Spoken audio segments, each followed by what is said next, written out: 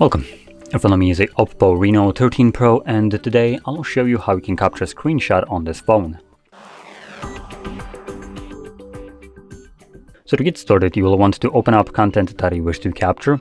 I'll be using home screen as an example for this, so it's already open and visible on my screen. Once that is the case for you, simply hold the power button and volume down at the same time to capture a screenshot. Now that is one of the ways you can do this. Second one would be through the three-finger gesture.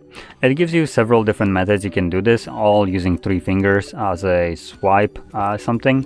You can go through all of these animations and see how it's done, and if you like it, obviously you can start to use this.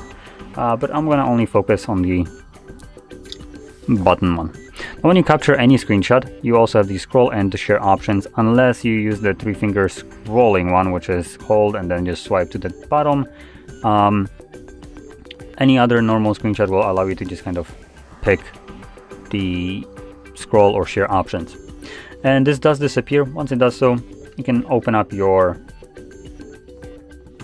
Photos application and your screenshot will be visible right at the top.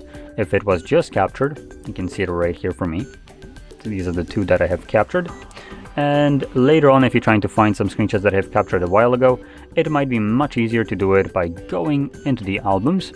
And in albums, you'll find screenshot album. Now in here, you also have screen recordings, but obviously it's still much easier to find your screenshots in here along with screen recordings opposed to the entire library.